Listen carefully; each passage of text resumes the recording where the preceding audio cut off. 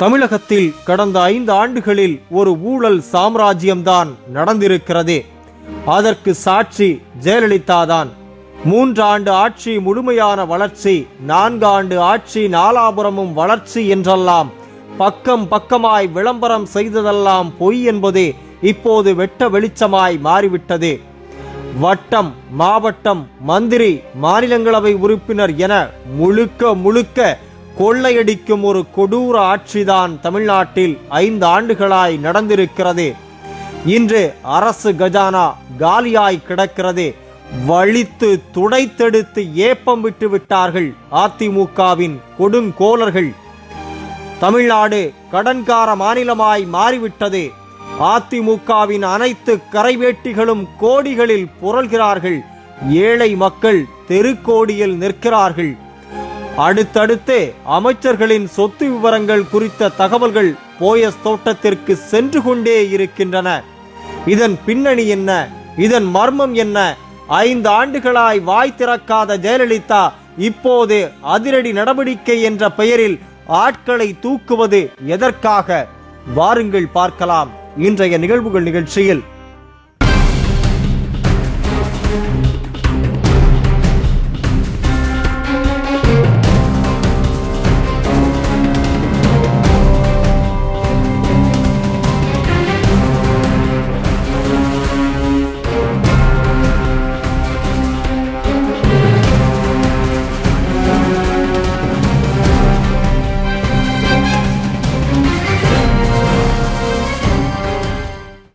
தமிழகத்தில் ஆளும் கட்சியான அஇஅதிமுகவின் உட்கட்சி பூசல்கள் கடந்த சில நாட்களாய் தலைப்புச் செய்திகளாய் மாறியுள்ளன.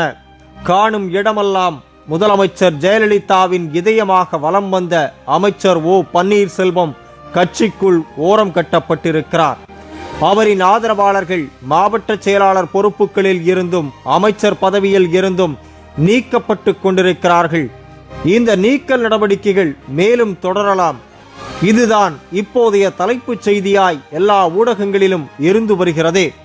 மிஸ்டர் பணிவு ஓபிஎஸ் சிக்கலில் உள்ளார் என்பதுதான் இன்றைய அரசியலில் அனல் பறக்கும் செய்தி.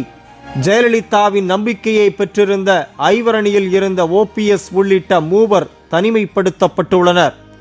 தேர்தல் அறிக்கை, கூட்டணி என தேர்தல் வேலைகளை எல்லாம் தள்ளி வைத்துவிட்டு இவர்களை பற்றிய தகவல்களை சேகரிப்பதில்தான் ஜெயலலிதா பரபரப்பாக இருக்கிறாராம். அதுவும் தலைமைக்கு எதிராக தனி அணி திரட்டினார். ஜெயலலிதாவுக்கு எதிராக அஸ்வமேத யாகம் நடத்தினார். அமெரிக்க கம்பெனியை வளைத்தார் என பன்னீரை பற்றி வரும் செய்திகள் ஒவ்வொன்றும் பகீர் திகீர் ரகம்.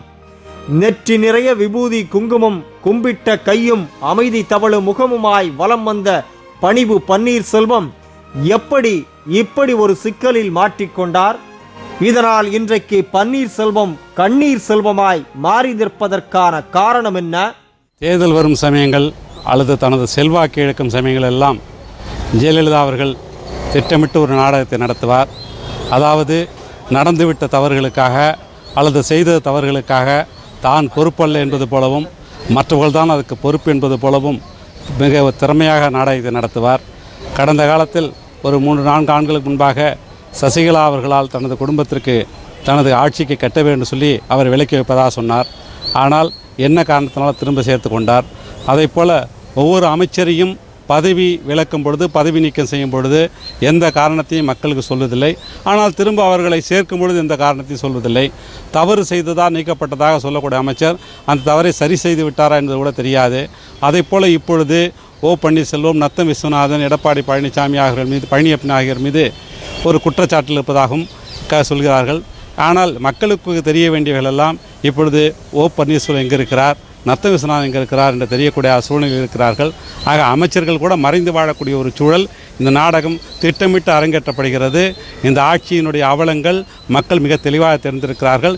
இப்படிப்பட்ட நாடகங்களை நடத்தினாலும் உண்மை மக்கள் மன்றத்தில் நிச்சயம் வெளிவரும். இந்த ஆட்சி அகற்றப்படுவது தான் முதலமைச்சராக வர வேண்டும் என்பதற்காக அஸ்வமேத யாகம் நடத்தியதுதான் முக்கியமான காரணம் என்கிறார்கள். சட்டமன்ற தேர்தலுக்கு தொகுதி ஒதுக்கீட்டிற்காக பேரம் நடத்தினார் என்பதும் மிகப்பெரிய குற்றச்சாட்டாய் பதிவு செய்யப்பட்டிருக்கிறது. இதனால் தான் அதிரடியாக நீக்கப்பட்டிருக்கிறார் ஓபிஎஸ். அவரது ஆதரவாளர்களை தேடி தேடி வேட்டையாடி வருகிறார்கள் காவல்துறையினர். பன்னீர்செல்வம், நத்தம் விஸ்வநாதன், பழனியப்பன் ஆகியோர் வீட்டுச் சிறையில் அடைக்கப்பட்டிருந்ததாக தகவல்கள் வெளிவந்தன. போயஸ் தோட்டத்தின் தீவிர கண்காணிப்பு வலயத்தில் இருப்பது OPS மட்டுமல்ல, அமைச்சர்கள் நத்தம் விஸ்வநாதன், பழனியப்பன், விஜயபாஸ்கர், வேலுமணி உள்ளிட்ட சில அமைச்சர்களும் தான். கோவையில் கடந்த ஒரு வார காலமாக ஓய்வு பெற்ற காவல்துறை அதிகாரியின் தலைமையில் 3 பேர் கொண்ட குழு OPS வாங்கி குவித்த சொத்துக்களை சல்லடை போட்டு தேடி வருகின்றனர். இதில் தேயிலை எஸ்டேட், விவசாய நிலங்கள், பண்ணை வீடுகள் என பலவும் அடங்கியிருக்கிறது. OPSக்கு சொத்துக்களை பேசி முடித்ததெல்லாம் அமைச்சர் வேலுமணிதான் என்கிற தகவல் அதிர்ச்சி அலைகளை ஏற்படுத்தி இருக்கிறது போயஸ் தோட்டத்திற்கு. கடந்த தேர்தலில் சீட் கிடைத்து அமைச்சர் பதவி ஆவது வரையில் வேலுமணிக்கு ஆளினால் OPS தான். போயஸ் தோட்டத்தின் கோப பார்வையில் OPS விழுந்ததுமே நேராக ஜெயலலிதாவின் காலில் விழுந்த அமைச்சர் வேலுமணி, அவர் சொத்துக்களை வாங்கியிருப்பது அனைத்தும் எனக்கு தெரியும், எல்லாவற்றையும் நான் காட்டுகிறேன், ஆனால் எனக்கும் அதற்கும் எந்த சம்பந்தமும் இல்லை, என்னுடைய தொகுதி என்பதால் அவர் அடிக்கடி வருவதும் சொத்துக்கள் வாங்குவதும் தெரியும் என தடாலடியாக மாறியிருக்கிறார். இதனால் அதிரடி நடவடிக்கையில் இருந்து தப்பியிருக்கிறார் வேலுமணி. கடந்த ஒரு வார காலமாக கோவை, பொள்ளாச்சி, நீலகிரி மாவட்டங்களில் OPSன் கஜானாவை தேடி தீவிர தேடுதல் வேட்டையை நடத்தி வருகிறது காவல்துறை குழு. ஏராளமான ஆவணங்கள், புகைப்படங்கள் என அனைத்தையும் அள்ளி கொண்டு போய் போயஸ் தோட்டத்திடம் முறையாக ஒப்படைத்து விட்டது காவல்துறை. பன்னீர்செல்வமும், நத்தம் விஸ்வநாதனும், பழனியப்பனும் உயர்மட்ட பாதுகாப்பு வலயத்தில் வீட்டுச் சிறையில் வைக்கப்பட்டிருக்கிறார்கள். வெளி உலக தொடர்பில் இருந்து மூவரும் ஒதுக்கி வைக்கப்பட்டுள்ளனர். சொத்து விவரங்கள், நடத்தப்பட்ட பேரங்கள் குறித்து முழு விவரம் வருகின்ற போதே மேலும் சில அமைச்சர்கள் வீட்டு சிறையில் வைக்கப்படலாம் என்கின்றனர் போயஸ் தோட்டத்தில் இருக்கும் சிலர். தமிழக அமைச்சரவையில் செல்வம் கொளிக்கும் 2 துறைகளை வைத்திருந்தவர் என்றால் அது நத்தம் விஸ்வநாதன் தான். டாஸ்மாகை கவனிக்கும் கலால் துறை மற்றும் மின்துறை 2 துறைகளிலும் பணம் கோடிக்கணக்கில் புழங்கும். மிகவும் செல்வாக்காக வலம் வந்த நத்தம் விஸ்வநாதன் சமீப காலமாக ஓரம் கட்டப்பட்டு முற்றிலுமாக ஒதுக்கப்பட்டிருக்கிறார். ஏன் என்று விசாரித்த போது திடுக்கிடும் தகவல்கள் வந்த வண்ணம் இருக்கின்றன. மத்திய பிரதேசத்தில் சூரிய ஒளி மின் திட்டத்தை அமைக்க டெண்டர் விடப்பட்டது. அந்த டெண்டரில் பங்கெடுத்த அதானி நிறுவனம் ஒரு யூனிட் 6 ரூபாய் 4 பைசா விலையில் சூரிய மின்சாரம் வழங்குவதாய் கூறியிருந்தது. ஆனால் மொரீசியஸ் நாட்டைச் சேர்ந்த ஒரு நிறுவனம் ஒரு யூனிட் 5 ரூபாய் 5 பைசாவுக்கு வழங்க முன்வந்ததும் அதானி நிறுவனத்தின் விண்ணப்பம் நிராகரிக்கப்பட்டு மொரீசியஸ் நிறுவனத்திற்கு டெண்டர் வழங்கப்பட்டது. அதற்கு சில நாட்களுக்கு முன்பாக தமிழக அரசு அதானி நிறுவனத்திடம் ஒரு யூனிட் 7 ரூபாய் 1 பைசா என்ற விலையில் 25 ஆண்டுகளுக்கு வாங்க டெண்டர் விடாமலேயே நேரடி ஒப்பந்தம் செய்தது. இந்த நிலையில் அதானி நிறுவனம் போயஸ் தோட்டத்திற்கு 300 கோடியை இனாமாக நத்தம் விஸ்வநாதன் மூலம் கொடுத்தனுப்பியிருக்கிறது. நத்தம் விஸ்வநாதன் அந்த பணத்தை முழுமையாக ஒப்படைக்காமல் பாதி தொகையை தான் ஆட்டையை போட்டுவிட்டார் என்கிற செய்தி போயஸ் தோட்டத்திற்கு தெரிய வந்துள்ளது. கடுமையான கோபமடைந்த கார்டன் தரப்பு உடனடியாக நத்தம் விஸ்வநாதன் சேர்த்துள்ள சொத்துக்கள் குறித்து விசாரணைக்கு உத்தரவிட்டது. அந்த விசாரணையில் கிடைத்த தகவல்கள் போயஸ் தோட்டத்தையே அதிர வைத்திருக்கிறது. அதிமுக அரசில் உள்ள அமைச்சர்கள் வழக்கமாக தங்கள் பதவிக்காலம் முடிவதற்குள் கணிசமாக ஒரு தொகையை சேர்ப்பது வழக்கம். அந்த தொகை 200 முதல் 300 கோடிகள் வரை இருக்கும். ஆனால் நத்தம் விஸ்வநாதன் சேர்த்துள்ள தொகை தோராயமாக 4000 கோடிக்கும் அதிகம் என்கிற தகவல்தான் அதிர்ச்சியை ஏற்படுத்தி இருக்கிறது. இந்த ஐவரணியினர் தேர்தலில் சீட் வாங்கி தருவதாக கூறி மாவட்ட பொறுப்பில் உள்ளவர்களிடம் கோடிக்கணக்கில் பணம் கறந்துள்ளனர். ஆட்சி முடியும் தருவாயில் பொதுப்பணித்துறை, நெடுஞ்சாலைத்துறை, ஆயத்தீர்வைத்துறை ஆகிய வளம் கொளிக்கும் துறைகளை பயன்படுத்தி கோடிக்கணக்கான ரூபாய் பணத்தை சுருட்டியிருக்கிறார்கள். இவர்கள் பினாமி பெயரில் ஏராளமான சொத்துக்களை வாங்கி குவித்திருக்கிறார்கள். குறிப்பாக தென் மாவட்டங்களில் அதிக சொத்துக்களை பினாமிகள் மூலம் வாங்கியிருப்பது உளவுத்துறை மூலம் கட்சி மேலிடத்திற்கு தெரிய வந்திருக்கிறது. நெல்லை, தூத்துக்குடி மாவட்டத்தில் ஐவர் அணியினர் அடுக்குமாடி குடியிருப்புகள், ஆயிரக்கணக்கான ஏக்கர் நிலங்களை வாங்கி குவித்திருக்கிறார்கள். இவர்கள் வாங்கி குவித்துள்ள சொத்துக்களை பறிமுதல் செய்யும் நடவடிக்கையில் ஜெயலலிதா இறங்கியிருக்கிறார். இதற்காக உளவுத்துறையின் உதவியுடன் ஒரு குழுவை ஏற்படுத்தி அவர்களது சொத்துக்கள் குறித்த விவரங்கள் முழுமையாக சேகரிக்கப்பட்டு வருகின்றன. ஓபிஎஸ்ஐ காணவில்லை, நத்தம் விஸ்வநாதனை காணவில்லை, பழனியப்பனை காணவில்லை என்கிற பரபரப்பான பேச்சுக்கள் இருந்து வந்த நிலையில் திடீரென நேற்று முன்தினம் கோவையில் இருந்து அவசரமாக போயஸ் கார்டன் வந்த அமைச்சர்கள் ஓபிஎஸ் மற்றும் நத்தம் விஸ்வநாதனிடம் நடத்தப்பட்ட அதிரடி விசாரணைகளை கேள்விப்பட்டு திகிலடைந்து கிடக்கிறார்கள் அதிமுகவின் மற்ற அமைச்சர்கள்.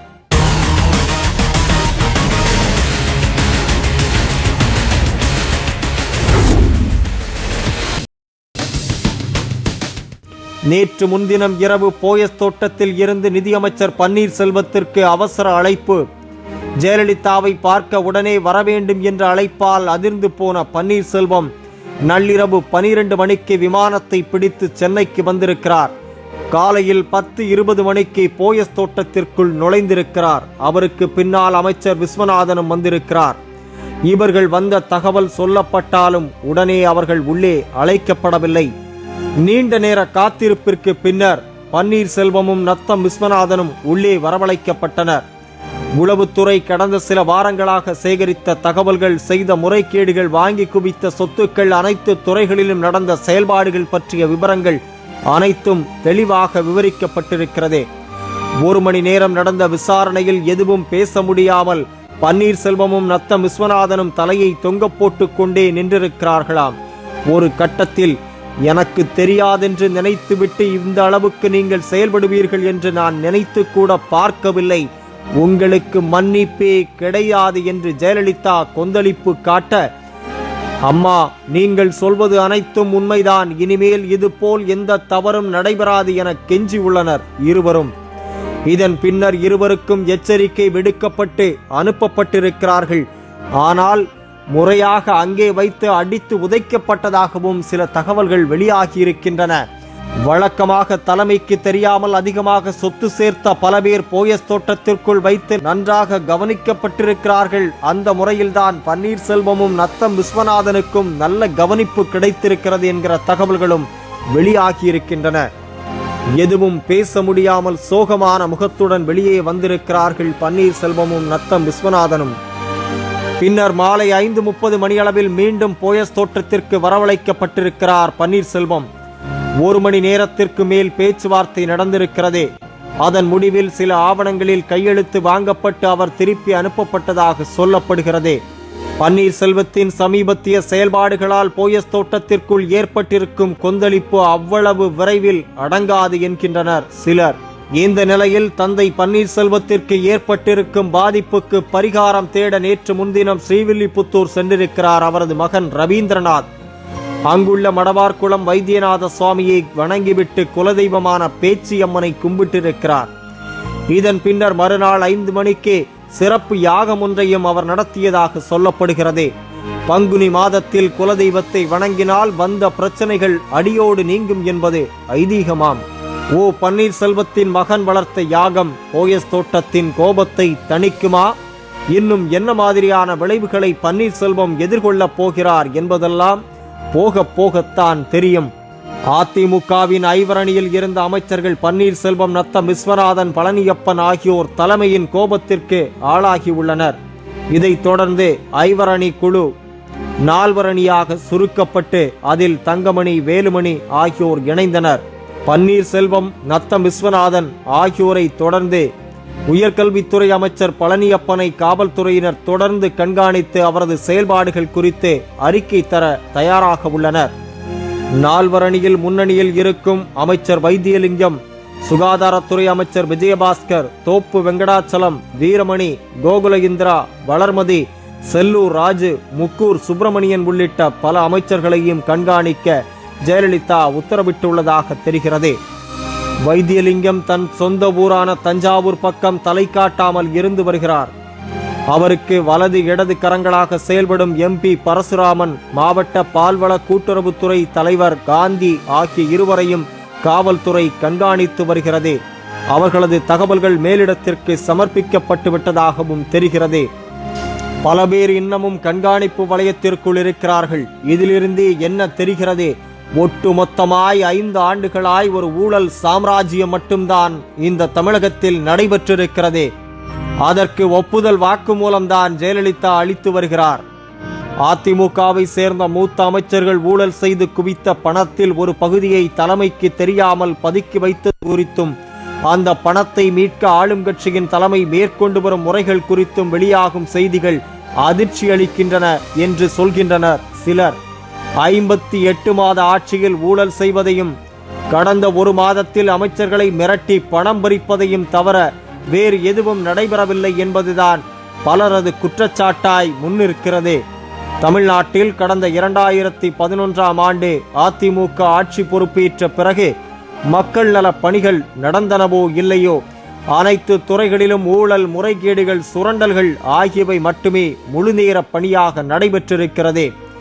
அமைச்சர்கள் யாரும் திட்டங்களை வகுத்து செயல்படுபவர்களாக இல்லை. மாறாக ஒவ்வொரு துறையிலும் ஊழல் செய்து அந்த தொகையை தலைமையிடம் செலுத்தி அவர்கள் தரும் கமிஷன் தொகையை பெற்றுக்கொள்ளும் இடைத்தரகர்களாகவே செயல்பட்டு வந்திருக்கிறார்கள்.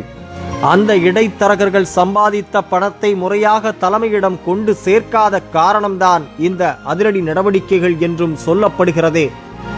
தலைமையிடம் கணக்கு காட்டாமல் தாங்களே பதுக்கிக் கொண்டதாக உளவுத்துறை மூலம் கிடைத்த தகவல்களை அடுத்து ஐவர் குழு என்றழைக்கப்படும் 5 அமைச்சர்களுக்கு சொந்தமான இடங்களில் சோதனை நடத்தி பல்லாயிரம் கோடி ரூபாய் பணமும் சொத்துக்களும் ஜெயலலிதாவால் பறிமுதல் செய்யப்பட்டிருப்பதாகவும் செய்திகள் வெளியாகின்றன. 2 அமைச்சர்கள் உடனடியாக உண்மையை ஒப்புக்கொண்டு பணத்தை ஒப்படைத்து விட்டதால் அவர்கள் மன்னிக்கப்பட்டதாகவும், மற்ற அமைச்சர்கள் தொடர்ந்து விசாரணை வளையத்தில் வைக்கப்பட்டிருப்பதாகவும் தகவல்கள் வெளியாகி வருகின்றன. பொதுப்பணித்துறை அமைச்சரும் முன்னாள் முதலமைச்சருமான ஓ பன்னீர்செல்வம் அதிகாரத்தை தவறாக பயன்படுத்தி சேர்த்த சொத்துக்கள் பற்றி அவரிடம் விசாரணை நடத்தப்பட்டது மட்டுமன்றி அவரது மகனும் இப்போது சட்டவிரோத காவலில் வைக்கப்பட்டிருக்கிறார் என்கிற செய்திகளும் தெரிய வருகிறது. அனைத்து உண்மைகளையும் ஒப்புக்கொண்டதுடன் தம்மிடம் உள்ள பணம் மற்றும் சொத்துக்களை ஒப்படைத்ததை அடுத்து நேற்று முன்தினம் பன்னீர்செல்வம் விடுவிக்கப்பட்டதாக தெரிகிறது. உயர்கல்வித்துறை அமைச்சர் பழனியப்பன் 6 நாட்களாய் எங்கே இருக்கிறார் என்பதே தெரியவில்லை. அவரும் கடுமையான விசாரணை வளையத்தில் உட்படுத்தப்பட்டிருக்கிறார். மூத்த அமைச்சர்களிடம் இருந்து பறிக்கப்பட்ட பணம் மற்றும் சொத்துக்களின் மதிப்பு 30,000 கோடி என்றும், அந்த பணம் ஜெயலலிதாவின் கணக்கில் சேர்க்கப்பட்டிருப்பதாகவும் செய்திகள் வெளியாகியுள்ளன. ஜெயலலிதாவிற்கு தெரியாமல் 5 அமைச்சர்கள் பதுக்கி வைத்த பணத்தின் மதிப்பு மட்டுமே இவ்வளவு என்றால் 5 ஆண்டுகளில் நடந்த மொத்த ஊழலின் மதிப்பை கணக்கிட்டால் தலையே சுற்றுகிறது.